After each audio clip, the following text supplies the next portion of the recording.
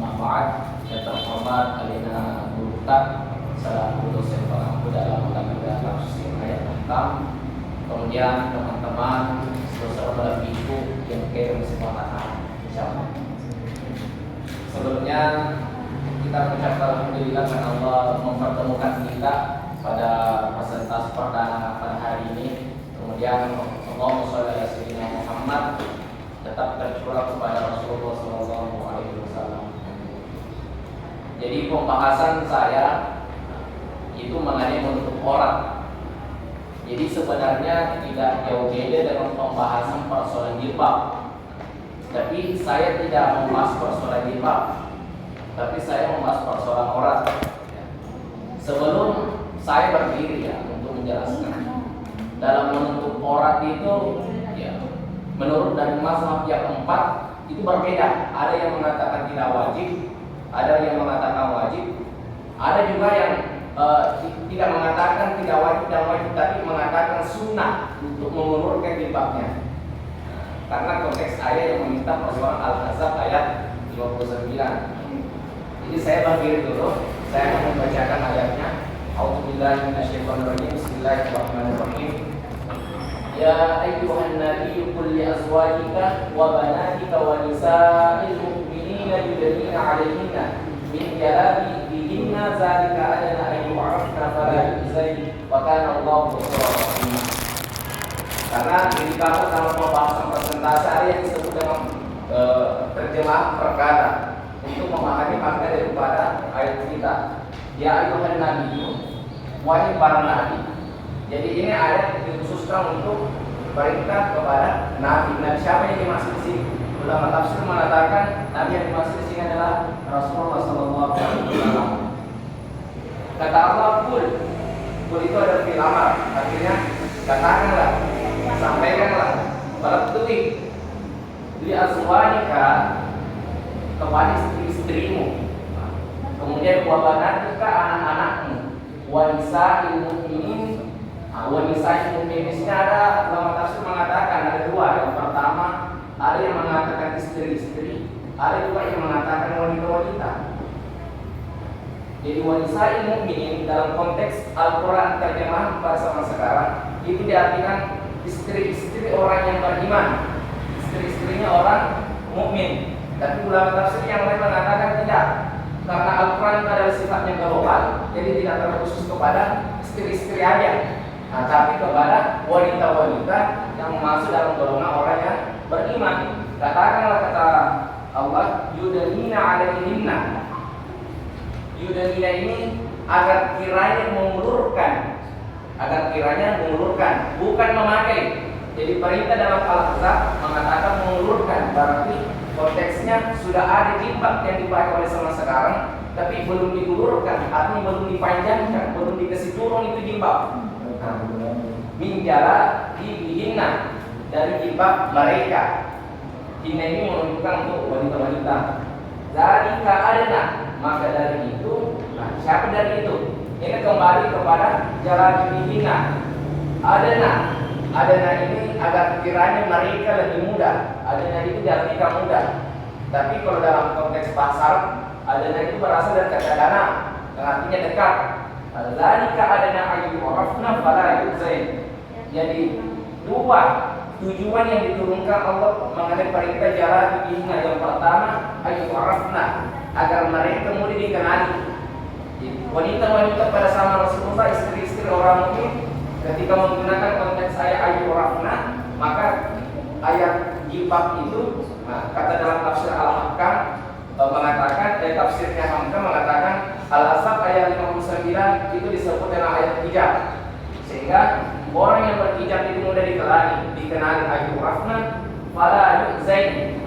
Fala di sini dalam nahwu sharaf disebut dengan fajarah, artinya ada soal sebelumnya, ada perintah sebelumnya, maka tujuannya ini fala yu'zain agar mereka juga tidak mudah diganggu. Wa kana Allahu ghafurur rahim, dan Allah Maha Pengampun lagi Maha Penyayang. Itu kalau terjemahan perkataannya dari Al-Ahzab ayat 59. Kemudian kita membahas persoalan yang kedua, itu apa sebenarnya yang dimaksud dengan aurat. Ini aurat. Itu kalau saya berikan sebuah pandangan ada 3 maknanya.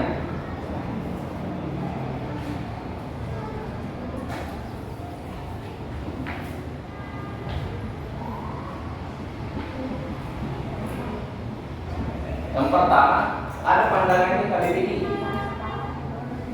Kedua, aurat dipandang dari segi sosial. Yang ketiga, aurat dipandang dari segi agama.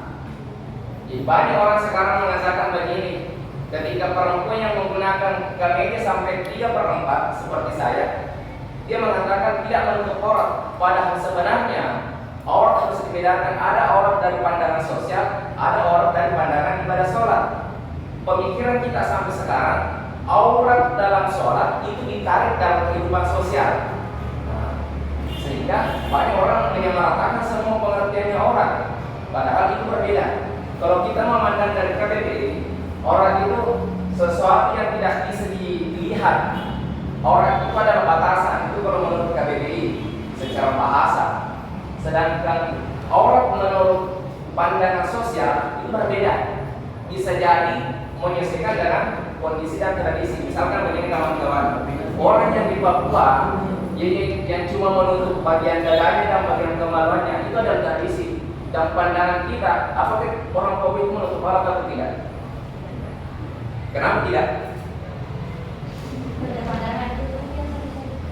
Berarti pandangan kita masih mengenai aurat dalam ibadah sholat. Padahal ada aurat dalam pandangan sosial, itu tidak menutup aurat. Jadi orang itu pandangan sosial itu karena menyesuaikan kondisi dan budayanya. Makanya ada dalam kaidah fikih disebutkan kaidahnya itu mengatakan begini, al-'adatul muhakkamah. Adat itu dijadikan sebuah hukum. Nah, jadi bisa jadi orang yang di Papua yang cuma memperlihatkan bagian atasnya dan bawahnya, mohon maaf ya, bisa jadi digolongkan tidak berdosa karena orang menurut pandangan ilmu sosial. Nah, gitu.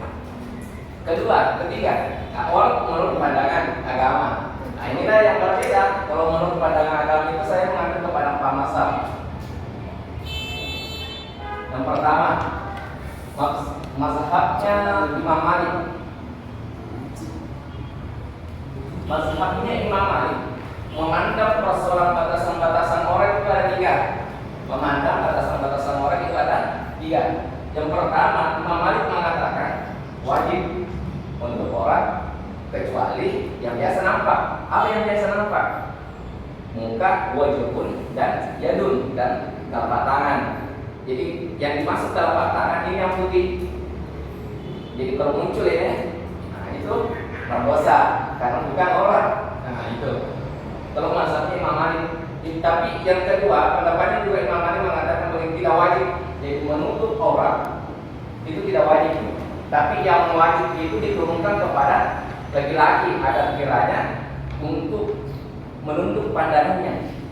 Jadi yang sebenarnya perintah menutup aurat itu bukan kepada perempuan, tapi kepada laki-laki untuk menurunkan pandangan. Nah, tapi bahasanya Ustaz Salat itu begini. Bagaimana cara kita mau tutup pandangan? Ada di depan barang bagus. Artinya apa?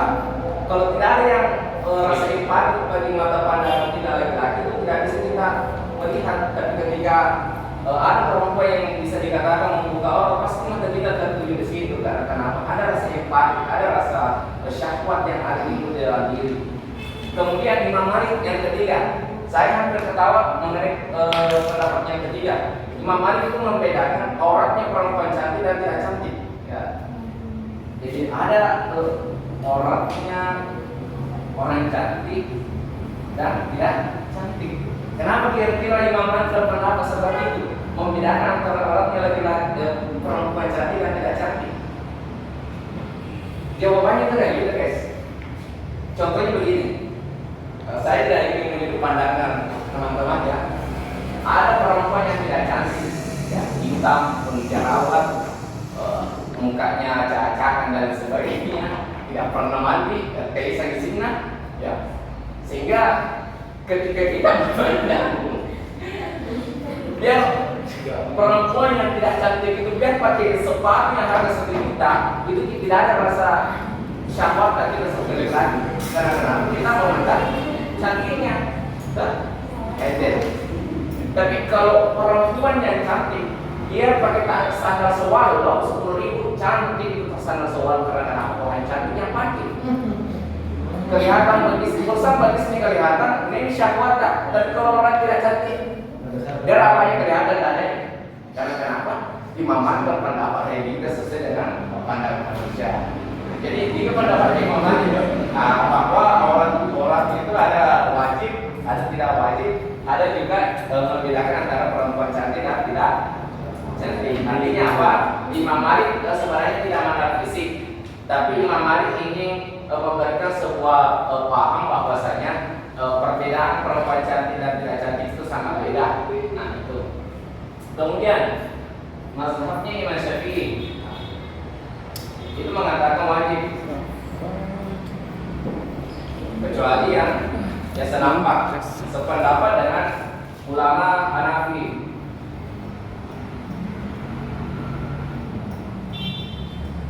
Itu juga mengatakan wajib. Tapi jumhur ulama, kalau dikatakan jumhur artinya kebanyakan ulama sepakat bahwasanya menutup orang itu wajib. Nah, bagi wanita sudah dewasa. Artinya apa? Wanita yang sudah balik, wanita yang sudah datang tamunya tiap bulan itu diwajibkan untuk menutup orang. Nah, lantas kalau kita berbicara realita, bagaimana kalau misalkan saya mempunyai adik perempuan yang umurnya ya kira-kira 8 tahun dan tidak menutup orang di depan tetangga saya, kira-kira adik saya berdosa atau tidak? Ada adik saya telanjang perempuan ini di depan rumah, kira-kira berdosa dan kira-kira adik itu yang belum balik itu tidak. Karena kenapa? Tidak dikenai kewajiban bagi perempuan yang belum balik dan laki-laki yang belum balik. Sama juga ada juga dalam konteksnya Al-Quran itu mengatakan nenek-nenek. Nah, nenek-nenek itu ketika biasa nampak bagian bahunya sampai ke lengan pakai daster-daster pocong istilahnya, itu tidak dikategorikan berdosa. Karena kenapa? Tidak ada yang bernafsu. Tapi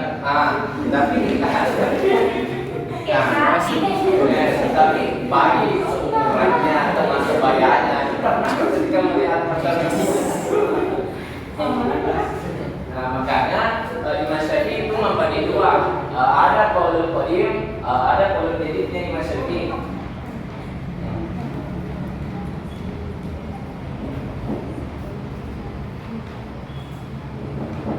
Ada qadim, ada jadid. Qadim itu artinya lama, jadid itu artinya baru.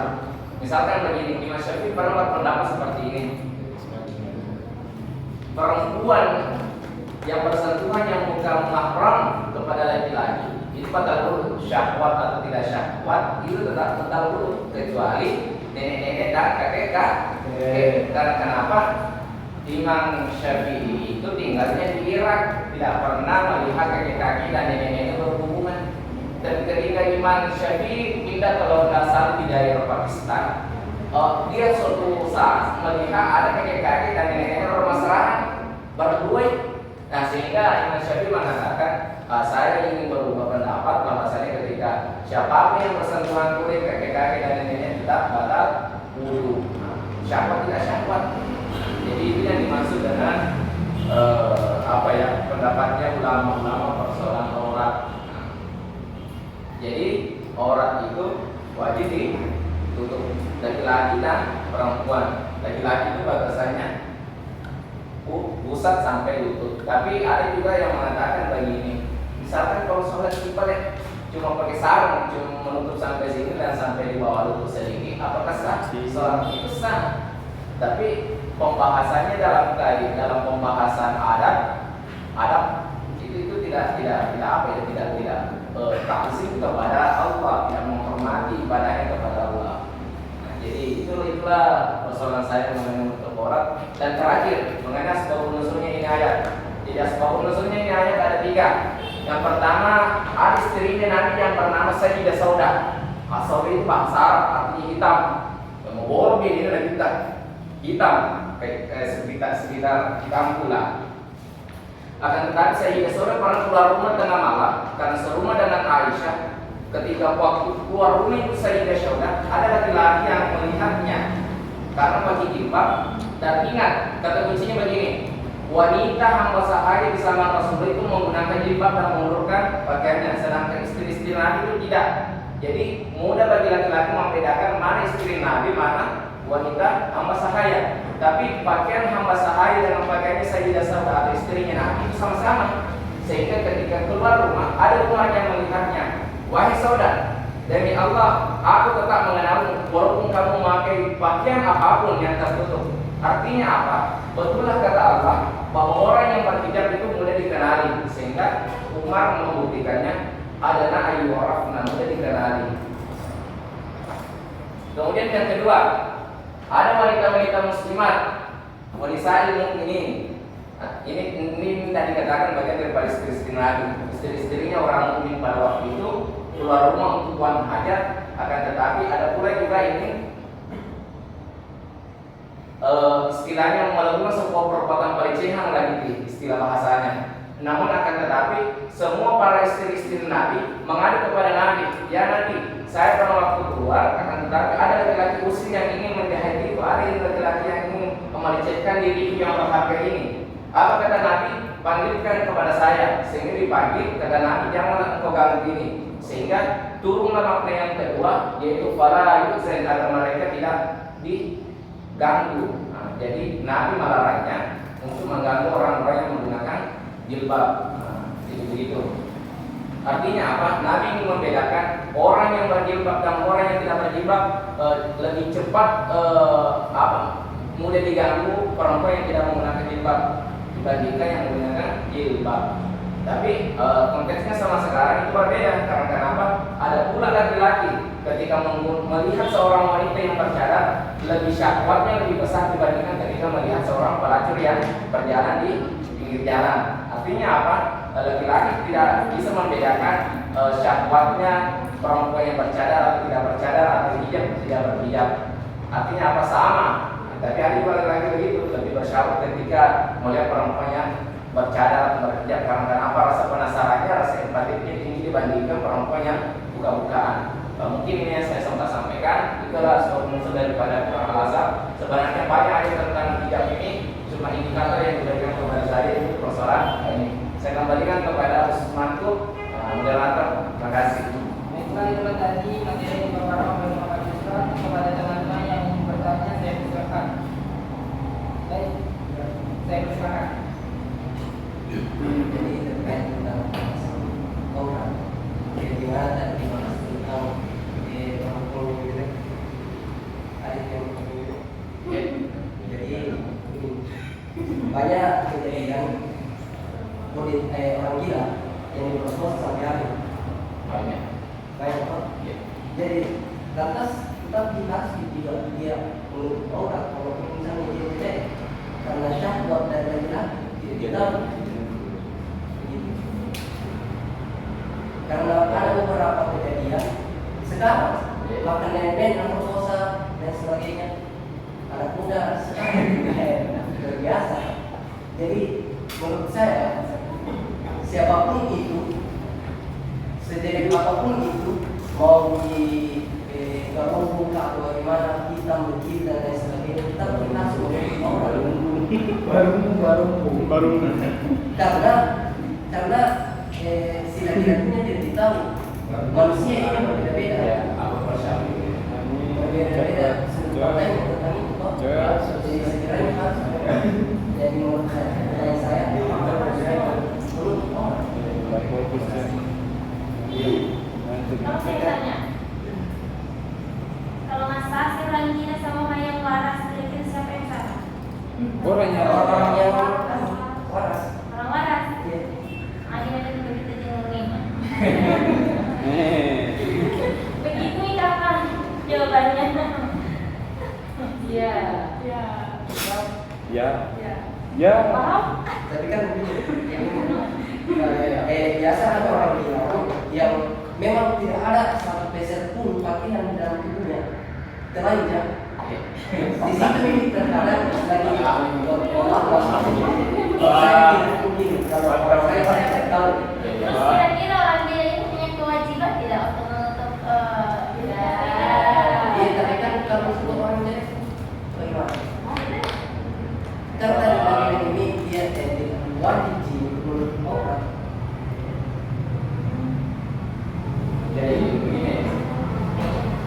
Justru saya langsung balas pertanyaan yang Suparman. Jadi wanita persoalan wanita jelek itu tetap wajib. Cuma Imam Malik memberikan pandangan bahwa laki-laki yang normal itu lebih cepat bernafsu kepada perempuan yang beautiful. Tapi kalau perempuan laki-laki tadi perempuan yang gila, yang misalkan ya diperkosa sehingga sampai hamil, dia tidak berdosa karena kenapa? Ada 4 golongan yang diangkat hukum oleh Allah: anak kecil, orang tidur, salah satunya juga orang gila, orang yang tidak mempunyai akal. Itu tidak berdosa ketika tidak menutup mulut. Jadi kalau misalkan Suparman tidak mau berdosa, jadi gila. Itu contohnya. Orang jelek, orang jelek itu tetap dia dikenakan hukum wajib selama dia mengakui kalimat tauhid. Serasa itu. Kita balik konteks yang pendapatnya Imam Malik ya, jadi bisa dipakai yang sekarang. tidak bisa dipakai sekarang. Jadi pertanyaan kedua saya ada lagi. Misalnya dalam ruangan, perempuan tidak menutup aurat, tidak ada selain pakaian itu dalam tubuh. Bukan dalam tubuh, luar tubuh. Aduh bang. Aduh bang. Dalam itu, dalam organ kan? Maksudnya, Dalam organ, dalam tubuh artinya di dalam organ loh. iya, Seperti dalam tubuh. ada selain pakaian itu yang nempel, yang nampak. Tapi dalam ruangan, Iya. karena melihat itu ada kasus tidak diperkosa sama tim dan lain sebagainya. Iya. Dan ada Ya memang ada. di mana memang ada. Benar ada. Jadi walaupun misalnya dalam ruangan harus memang tertutup di bawah karena kan ini Jadi wanita yang berjilbab dan wanita yang tidak berjilbab itu sama-sama mempunyai kemungkinan untuk diperkosa oleh jin. Karena kenapa? Ayatnya mengatakan yurakna, boleh dikenali oleh siapa? Jin, dikenali oleh teman-teman. Jadi tetap mempunyai kemungkinan teman-teman. Tapi lebih dominan orang yang tidak sering menggunakan pakaian, apalagi bahkan dalam pembahasan hubungan intim dengan jin itu salah satunya perempuan yang mudah digauli oleh jin, salah satunya karena dia lebih sering mandi dalam keadaan beranjak. Itu perempuan yang mudah digauli oleh jin. jadi dia dalam ruangan harus Harus tapi tertutup, ini pakaian tertutup. Karena pas kita merasa jijik tuh ketika melihat badan kita sendiri kalau sendiri itu. Tapi kenapa laki-laki punya tangan ditutup? Boleh menjamah. Sudah, cukup ya. Tidak usah tanya Iya. karena buka langsung buka dulu nanti cepat-cepat. Silakan disimpan saja. Saya kira itu tadi saya bisa dijawab. Kalau saya ngomongkan saya mempunyai kesimpulan. Jadi kesimpulannya pada ayat ini bahwasanya ketika ayat ini turun bukan berarti sebelum ayat ini turun wanita-wanita di sana tidak berhijab, tetap menggunakan hijab. Tapi kata Allah jala bijinnah, tapi ulurkanlah. Artinya apa? Ulama tafsir mengartikannya ada hijab yang dipakai oleh zaman Rasulullah tapi sebelum turun ini, tapi mereka belum menurunkannya. Artinya apa? Sama Rasul itu sudah kembali lagi sama sekarang. Karena kenapa? Wanita-wanita ketika ingin pergi healing, wanita pergi berwisata, itu ada style hijab yang disebutnya oleh Das Alatif itu di leher. Jadi hijabnya itu di leher, sehingga tidak ada turun yang untuk menutupi bagian. Tak ada, padahal itu adalah bagian yang terhormat. Terima kasih. Billahi taufiq. Assalamualaikum warahmatullahi wabarakatuh. Waalaikumsalam. Jadi sih